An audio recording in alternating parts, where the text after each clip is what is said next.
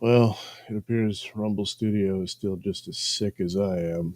Uh, but I put this off for far too long, and I figured I'll just get through this. Hang on a minute. I gotta actually watch my own show to make sure things are showing up. It appears the intro didn't play at all. I'm not sure.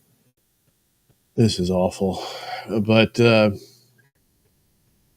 EV Mux doesn't work. Uh, most of I don't know what it is. None of the streaming platforms work. I can't get them either. Usually it's the audio just doesn't work at all. Works here. Um, it's worked when I'm on other people's streams, so I says, well, it's got to be something I'm doing. But nothing checks out, and I don't know what the hell it is with Rumble Studio. I mean, it's nuts. But what are you gonna do?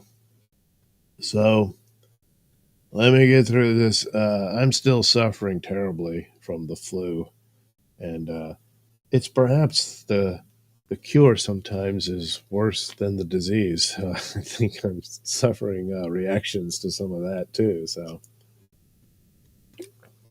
oh man, it just keeps knocking me out. Ugh. So anyway, let's see if this will work. Oh look, that looks like my hand. And oh, some artwork. I didn't see. I didn't even notice my spare artwork for steel toe cartoons. So I'll worry about that later. Anyway, let's get to it. Here's the stack that I managed to find time for to work on. So, oh, with all the white pages, I can't read the chat here. A. Thompson says, "Sup, Doug." Well, A. Thompson, I'm still sick. So first of all is Green Lantern, which for the most part has been not bad. It's okay, solid read, and it shows that the writer Jeremy Adams is, a pretty solid writer and a go-to guy and all that. However, this particular issue 19 is one of these in between things. So they ended one story arc and now they're catching up and stuff. And so there's Hal Jordan and Carol Ferris are back together and they get it on, and that's nice. He talks to the Justice League. Batman's all upset to see happiness. Other storylines spiraling through they set up the Green Lantern Corps, I guess, and so this time traveling chick gets caught up with Kyle Rayner. So I don't know, will they or won't they? Anyway, well, we'll skip through this naked Superboy scene. Oh, jeez. Then, well, not totally naked, so don't worry too much. But anyway, so now he's going off on an adventure in space, and that's what he does. And it ends on this terrible uh, cliffhanger, so that's exciting and whatnot. And then there's this poor bastard who was Carol Ferris's fiance, but she dumped him for Hal, so he becomes. Yeah, I think that one was a bit rushed. It just happens. He's just some poor bastard, and then suddenly he has superpowers too, and all that. But anyway, pretty lackluster. If you missed it, it's probably okay. Basically, it's setting up the other stories, and that'll be fine. Haven't read Green Lantern Corps, but have heard it's not that good. Probably stick with the main title. So that's Green Lantern. Then there's Superman, which, for all intents and purposes, is not too bad. But that's the thing. The Superman comics, when they start to get good, it means somebody's about to come in and crap all over it and ruin it. So enjoy it while it lasts. So this doomsday story with the time travel and all that, it is interesting. And they're one of those things where they don't quite know what to do and don't quite understand what they're being told what to do and all that. Meanwhile, you've got this alien race that wants to kill Doomsday as he is now, which means he would never exist from the future, and all that kind of stuff. And it's understandable why he wants to, but he says, Superman, that's not my way. So he decides to wage war to the whole planet. So there, and all hell breaks loose. Meanwhile, there's Lex Luthor on the verge of getting his memories back. And when he does, he won't be the nice Lex that everybody has come to know and love. Yeah, it's sad, isn't it? But what are you going to do? Meanwhile, it ends where now the future Doomsday is consulting with Lois here. She's got a choice to make or whatever. So it's okay, but you know, but that goes a long way as well because of how crappy things have been. So just sort of okay seems really good. It's still worth. Plus, Dan Moore's art is excellent. Then there's Justice League Unlimited, which again, it's okay. Oh, excuse me, damn it. Oh, jeez. That's nasty. But it's just too many characters. I think the better approach to something like this would have kept it where a lot of other characters were, had, and they do it, but where they would have their own backup stories in different sections of the book. And the main team, everybody knows it's Superman and Wonder Woman and Batman, Green Lantern, Flash, and Aquaman. That's about it. But you could have these stories that detail these other members who are somewhat Justice League adjacent, if you will. Here, they've got their little soap operas weaving through, and there's this troubled young hero who is compromised and all that sort of stuff. But again, this is another one setting up other stories, and that would be, there's their main one where they're dealing with this magical force thing that's looking to, I don't know, burn the earth or whatever. And but they also split away to deal with another spinoff, which is this Project Atom thing, where the Atom and Captain Atom, see, it's like their family, seek to restore people's superpowers that were all mixed up and messed up after the Absolute Power series. Oh boy, there's consequences. Well, you can see the results of what happens when Plastic Man trades powers with Phantom Girl. So there he is, looking rather poofy. But here she is. She doesn't know how to handle the Plastic Man powers. So, oh my God, that's well, there's some pretty serious consequences, but their little Atom gadget seems to work. They're back to normal. So, but that's what they're going to be doing in their series. So basically, the Justice League book is used as a preview to that, but considering their members, because everyone is, okay, it's a little tie in to that. So, there you go. They've got their big menace to deal with. I won't spoil anything, but again, the art's good. And well, we'll see how that goes. So this brings us to the Indies, which is where all the action really is. So up till now, Conan the Barbarian has been the best overall, and story-wise, it still is. This is not John Buscema's work. This is Robert Delatorre, who is like John Buscema reborn. And if only he could draw the Conan comics completely. But when he wasn't able to, then Doug Braithwaite would take over, and he's really good. He doesn't capture the essence of John Buscema, but still a very excellent, good artist in his own right.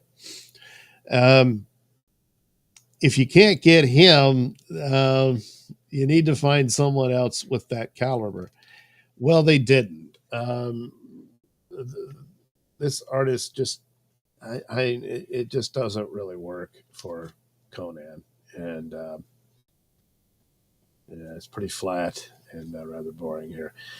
But it is sad because it's this story detailing this woman who, and the thing about Conan, it jumps around through the time, and that's the way the old series would too, the different eras of his life and whatnot. And this details this romance, which, for all intents and purposes, is probably the great love of his life when they were pirates and all this stuff. And you can see what really attracted him to her. This little display is not bad, but I could just imagine Delator drawing it or Doug Braithwaite would be even better. Whoops. Well, we don't want to. Oh, yeah. Well, they do have a moment together. um, and all that. And then a rival gang of pirates attacks them, but they make short work of them and all that. Story wise, it's Jim Zub. He's been writing all of these. He does very well.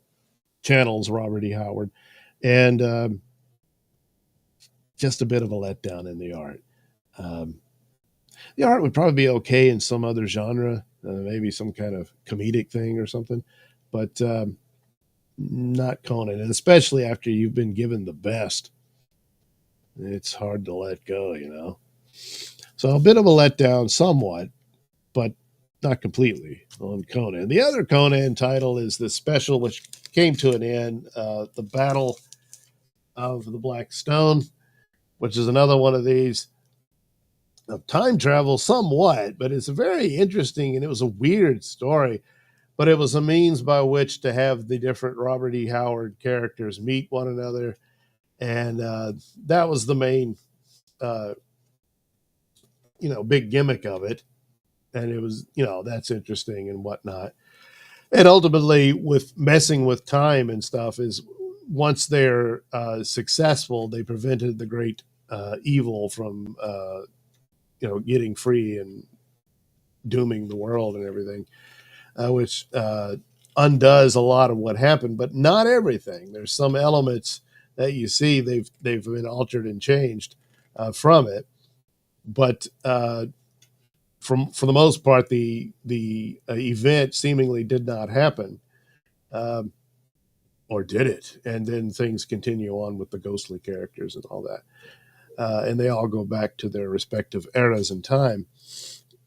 Perhaps some of these will be revisited in their own titles as Titan continues with the property. One can hope.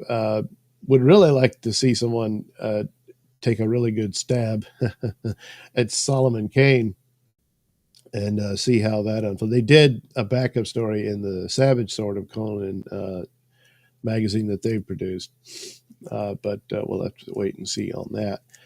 But anyway, it was fun and interesting, and the artist here was not bad, pretty good. If you can't have Doug or Robert, then might go for this Sharf. See, I'm so irresponsible. So anyway, on to other indie titles. Now, beyond the Conan books, there are two independent entities that have struck out with quite a bang, and that would be Mark Millar's titles and then Ghost Machine from Jeff Johns. Mark Millar always delivers just about. One way or another, you're going to be entertained, even if it's a genre you're not particularly interested in. He's just got a knack for dialogue and plot twists and stuff like that. He's just good at that. So this is Magic Order Volume 5. Yes, there's been 5 of them. And there's these weird magic assassins that are after Cordelia, the main character in this series. And she's been aided by this guy who's been possessed by, I don't know, 7 demons or something like that. So you get his origin story here, and he explains what happened and ultimately how he managed to get control of those entities. And he's used them as a force for good. Yes. So, of course, he and Cordelia get it on, and that's nice, isn't it? She's figuring she's doomed anyway. So, again, the art is par excellence, and they're getting ready to take him down. There's this weird, sick, evil cult, and they're looking to open horrors upon the world and all this sort of thing. It's all very creepy, but at the same time, rather clever and often funny. you know. But the main thing here was the basic origin story of this guy here, who is Cordelia's current boyfriend of the moment. For Ghost Machine, I did get the latest red coat, but I just haven't had time to get to it, so it won't be featured in this episode of Wednesday Comics. But overall, and a lot of the Ghost Machine titles are really good. But I just keep coming back to Geiger, which started out on its own, and then he relaunched it and that sort of thing. But I just think it's the better of the batch, and that's just my personal taste on it. The rest go as they will. I'm still buying them and reading them because there really just isn't a whole lot else. I mean, and once you get titles that are this good, why bother with the others? So anyway, here. The tragic story of Geiger and his abilities and all that. It's becoming apparent he's losing control of himself to the point that he's going to become a danger to, people he cares about, even though he's been taking the night, as he's called, for granted. He realizes that he's in the wrong with how he treats him after all this. But this crew comes to take him down. It looks bad. But, well, guess what? It's really going to be bad for them. So that's how that works out. And then, so, lo and behold, a new character. Now, after watching Creature Commandos, they had the GI robot character. This is clearly kind of the same thing, but still, he's Junkyard Joe. And I'm guessing he'll get his own series. But it's kind of the same thing. He was developed during the Vietnam War as a test subject for a robot soldier, and has had this whole life.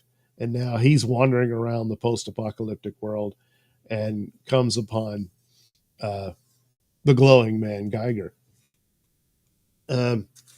So, and he's putting more snippets here and there that brings the whole Ghost Machine world together. Even though it's spread out over 100 years, and of course Redcoat being immortal. There's a bit of a look back at Tariq's life before. It's all very sad, and then here he is today. Don't piss him off. But ultimately, he loses control and whatnot, and ends up coming up against Junkyard Joe, but Junkyard Joe turns out to be able to help him because he nearly dies, but the robot saves him. Then, of course, you got the cute mutant animals. They're always great, especially Barney, the two-headed dog. And then, oh my God, who's this? See, things might be looking up for Geiger. He's been depressed and all that, but now there's a woman who's got the same affliction. So what do you think's going to happen? Well, one could hope. So anyway, of course, Gary Frank does the art on this one. It was a guest artist on the other, but still a solid artist to stand in when Gary Frank's not available. So you get excellent artwork and a really cool narrative. And so Jeff Johns and Mark Miller are the ones to look to for the best in comics. Marvel I've given up on completely. DC struggles.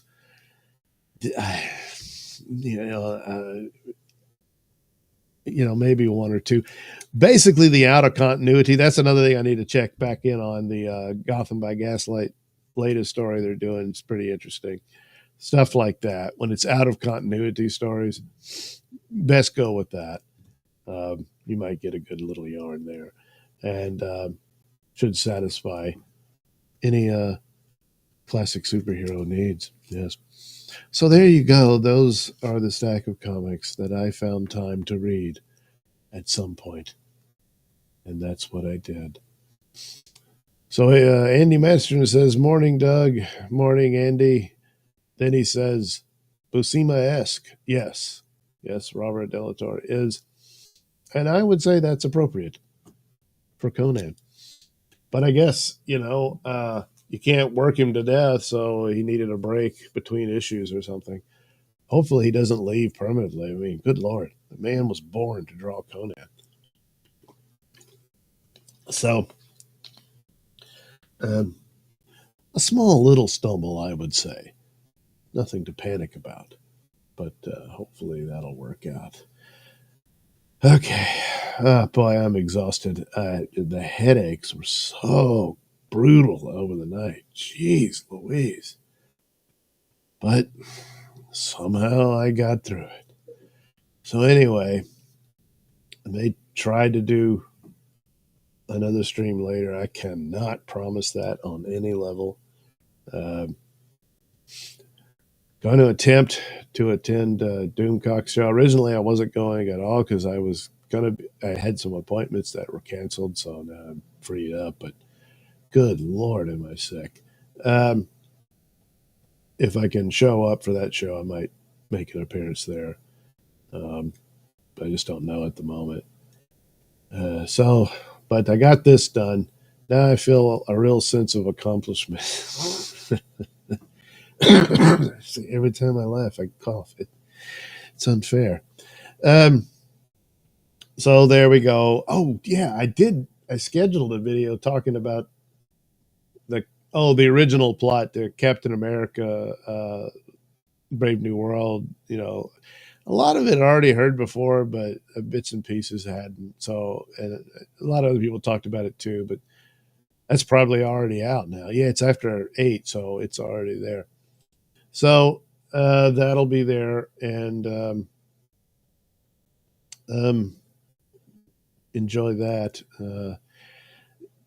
I should be getting better soon, so I have something else. But I did tape an audio for a horror movie that I watched, and could put that one out, hopefully.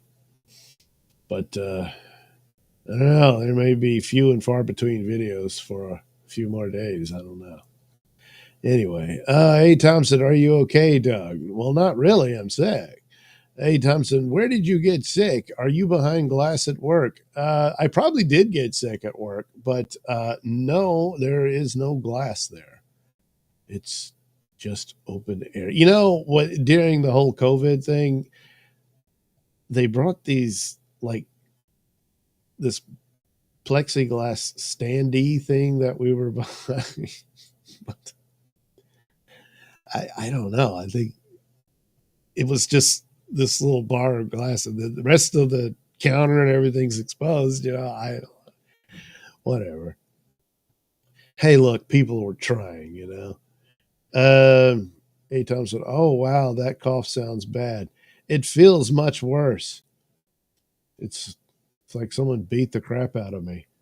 I tell you, a couple of the coughing fits and storms I would go through. I mean, it sounded like Texas Chainsaw Massacre. It was brutal. Jeez Louise. Anyway, oh, you need a nebulizer treatment. All right, I'll get right on that. Well, there we go. The voice is going. Can't use it too much in this condition. What was I thinking? I was thinking I wanted to get this done. And then now I have. So, again, I have a big sense of fulfillment now. That will last about 30 minutes. Hey, Thompson, who coughed on you? Hell, I don't know. It could have been any number of one of those, you know, people. I don't know. You never know where you're going to pick it up. I was amazed at all the people, especially during the COVID thing, that had it, and then I never got sick with it. I got sick early on, but they said it tested negative, and I always wondered if the test wasn't really up to snuff that early, and that I did have it. But after that, and nothing through the whole thing. Not complaining, mind you, but now, well, guess it was my turn. Jeez, Rumble Studio is a mess. So this is the end credits for Wednesday Comics. I don't know if it'll play or not, but you know. Hey Thompson, you cough yourself into a migraine. That is the worst. I don't know that. I mean, I'm sure it doesn't help, but uh, I'm not entirely certain that that's what caused because the headaches kind of started before the other symptoms when this thing hit. One of my kids' teacher got back from Tampa and imported something. Sounds like what you have. Could be. They said I tested positive for type A flu. So, yeah, I'll go with that. You know, it's what they did. What do I know? I know I'm sick. That's what I know. All right, let's see if this works. I don't know, but if it doesn't, letting you know this is the end of the show for the moment. So try to do it again soon. Thanks for watching and have a good rest of your day.